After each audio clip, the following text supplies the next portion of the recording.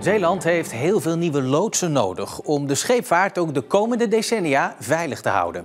Dat betekent gewoon dat we nu echt daar gang mee moeten maken om ervoor te zorgen dat we 10 jaar niet echt in de problemen zitten. En verder in het Zeeuwse nieuws. Oliebollenkramen in vlammen op. En trouwen wordt weer duurder.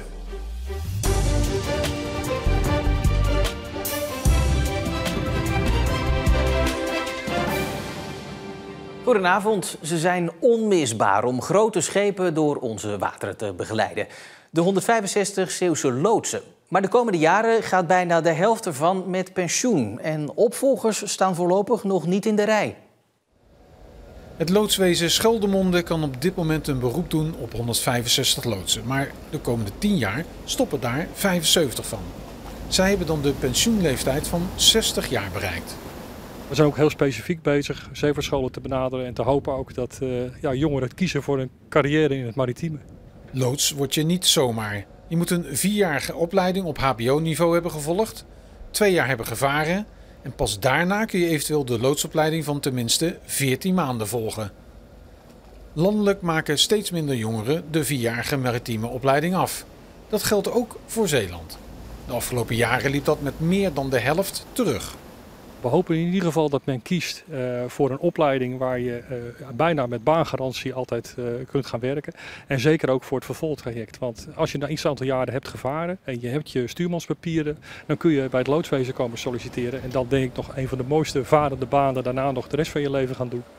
Hoe groot is de vijver waarin u kunt vissen als loodswezen? Nou, de vijver is eigenlijk in principe mensen met een hbo-achtergrond die de zeevaartschool hebben gedaan of die van de Koninklijke Marine afkomen. Maar we zijn aan het kijken of we die vijver verder kunnen vergroten door ook mbo'ers die met voldoende vaartijd de gelegenheid te bieden om middels een tussenopleiding ook uiteindelijk in te kunnen stromen in de hbo-masteropleiding van registerloods. Van de huidige 165 loodsen zijn er maar 2 vrouwen. Eén daarvan is Ankie Peters-Buik. Zij heeft op de grote vaart gezeten en de hele wereld afgereisd. Na een jaar of 8 op zee gespeeld te hebben, toen lonkte het toch wat meer om een meer planbaar leven te hebben. Dus wat dichter bij huis te zijn, wat duidelijker te weten dat je niet zo lang van huis bent. En daarin past het loodswezen heel goed. Ik ben gebeld voor de Fortuna N1W. Ja, prima. Dankjewel. Ankie hoopt dat vooral meer vrouwen loods willen worden. Het kan wel uitdagend werk zijn, zeker fysiek met slecht weer.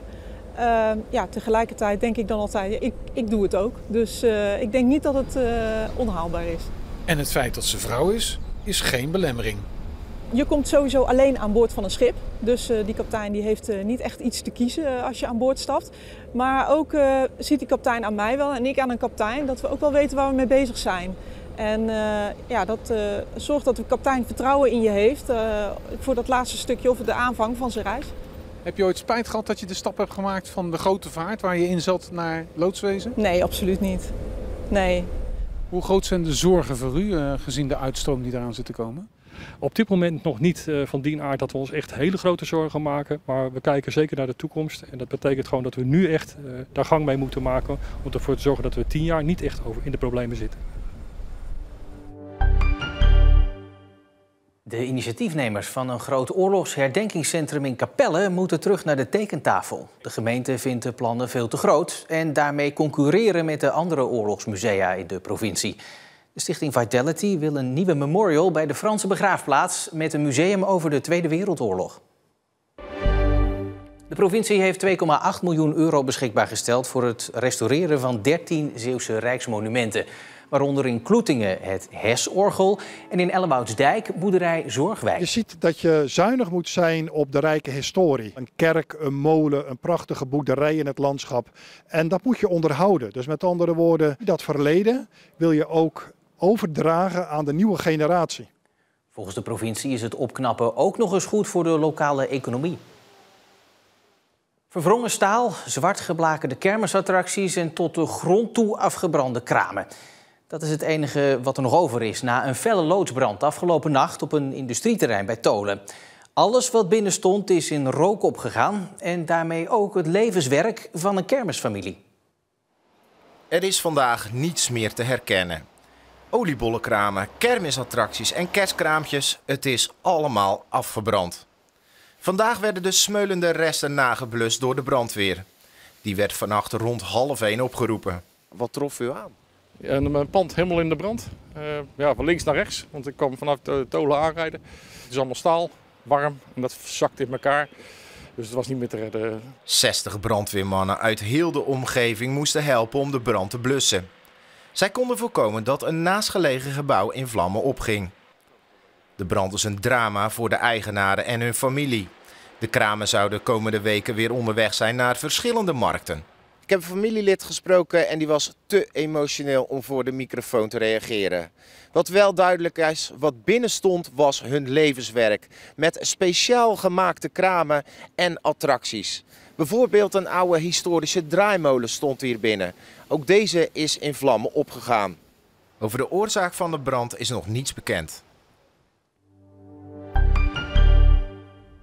De wielrenners Tim en Mick van Dijk stappen van Visma Leasebike over naar een andere wielerploeg. Het Duitse Bora Hansgrohe. De transfer van de 24-jarige tweelingbroers uit Kolijnsplaat werd al maanden geleden aangekondigd, maar is pas sinds vanmiddag officieel. Ze hebben getekend voor 3 seizoenen. De Watertoren van Axel heeft speciaal voor het Zeeland Nazomerfestival een op maat gemaakt muziekstuk gekregen. Het is een gezongen muziekstuk, maar die compositie is gebaseerd op het gebouw zelf. Dus ik heb geluidsmetingen gedaan in verschillende ruimtes en die metingen die liggen aan de basis van de compositie. Dus het is eigenlijk ook geluidskunst. Deze eerste ruimte is 25 meter hoog. Hij heeft een hele bijzondere akoestiek.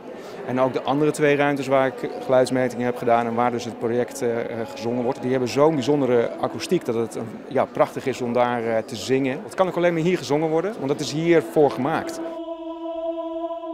Apart. Ik vind het knap, ja zeker. Ja, het is niet dat ik tranen in mijn ogen krijg, maar de mevrouw naast mij wel. De voorstelling die nog de hele week te zien is al helemaal uitverkocht. En dan je trouwdag. Misschien wel de mooiste dag van je leven, maar zeker niet de goedkoopste. En het wordt alleen maar duurder. Wie dit jaar nog in het huwelijksbootje wil stappen, is gemiddeld alweer 4% meer geld kwijt aan de gemeente dan vorig jaar. En dan komen daar natuurlijk ook al je eigen wensen nog bovenop. De budgetten van de bruiloften die ik doe, ja, die variëren van €15.000 tot €100.000. En daarin is het maar net welke keuze je maakt. Een bruidspaar met een kleiner budget maakt dus waarschijnlijk de keuze om met een klein clubje gasten te trouwen. Misschien op een eigen locatie of alleen een diner te doen en een ceremonie. En daarin kun je natuurlijk dan keuzes gaan maken. Oké, hoe kunnen we dit budget dan het beste inzetten? Bij mij in de studio iemand die mooiste dag van het leven al even achter zich heeft gelaten, Anke. Toch even, wat natuurlijk een vast onderdeel is van je trouwdag, is het officiële gedeelte. Via het gemeentehuis gaat dat natuurlijk. Ja. Wat is er te zeggen over die bedragen? Nou, je zou denken dat dat een standaard bedrag is, dat het overal hetzelfde is in elke gemeente. Maar dat is dus niet zo. Dat is niet zoals bij je paspoort of een identiteitskaart. Iedere gemeente mag zelf uitmaken wat zij vragen voor zo'n huwelijksvoltrekking. Nou, de meeste mensen die willen op vrijdag trouwen, dat is al heel lang zo. En dan betaal je ongeveer zo min of meer €400 voor zo'n huwelijksvoltrekking. En als je dat wil in het weekend? Nou, daar komen de verschillen. Als je dan kijkt naar de zaterdag, dan is dat het allerduurst in Terneuzen. Dan ben je op het gemeentehuis al zo'n €1.000 kwijt. En het goedkoopst is in de gemeente Schouwen-Duiveland. Daar kost het €649. Nou, dan gaan we er even vanuit dat mensen dus nog naar het gemeentehuis toe gaan. Ja. Gebeurt dat ook nog altijd? Steeds minder. Steeds minder, want heel vaak kiezen mensen nu voor een trouwlocatie. Dan komt dus de ambtenaar daar naartoe. En daar is dan ook meteen het feest. En dat feest dat duurt soms ook nog meerdere dagen. Want dat is de grootste trend van dit moment, het weekendbruiloft. Ik heb bijvoorbeeld een bruidspaar gehad van buiten Zeeland. Ik heb ook steeds vaker bruidsparen die niet uit Zeeland komen, maar wel naar onze mooie provincie komen om te trouwen. Dat bruidspaar heeft mij dus ook benaderd van, hey, wij willen met onze gasten eigenlijk een heel weekend naar Zeeland komen. Dus daar heb ik een jaar lang eigenlijk samen hun bruiloft mee georganiseerd. Het trouwen op een eigen locatie zie je eigenlijk steeds vaker terugkomen. Er zijn natuurlijk ook wel weer regels aan verbonden van ga je daar ceremonieel trouwen of officieel. Dan moet het wel weer een trouwlocatie zijn of je moet daar een aanvraag voor doen. Maar daarin zijn er gewoon veel meer mogelijkheden. En de weekendbruiloft is ook wel iets wat ik steeds vaker terugzie. Diner met soms een wat kleiner gezelschap. Of bijvoorbeeld een leuke pizzaparty. En daarna op tijd naar bed natuurlijk. En dan op zaterdag de ceremonie, uitgebreider diner, soms een extra nieuwe gasten. En dan 's avonds ook het feest. En dan daarna lekker daar je bed in duiken. En op zondag soms nog een katerontbijtje. En daarna lekker met z'n allen naar huis. Nou, dat gaat natuurlijk allemaal wel in de papieren lopen. Ik zie jou echt kijken, dat kost zo'n ton, hè, zo'n bruiloft. Dat dacht ik ook, ja. En maar kan je ook nog trouwen voor een brikkie, zeg maar? Op maandag en op dinsdagochtend, mocht je interesse hebben, of ben je al getrouwd eigenlijk? Nee, nog niet. Nee. Op maandag en op dinsdagochtend kan het in een heleboel gemeenten nog gratis. Nou, dan sta je met je getuigen binnen 10 minuten weer buiten. En dan is het, nou, gefeliciteerd, bedankt en door. Nou, Anke, bedankt en door.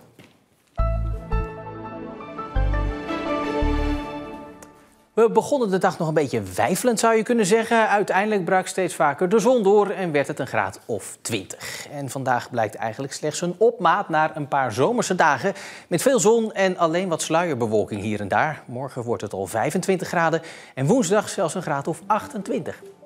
Tot zover Zeeland Nu voor vandaag. Het laatste Zeeuwse nieuws natuurlijk altijd ook online terug te vinden in onze app en ook op onze site. Ik wens u voor nu nog een heel fijne maandagavond.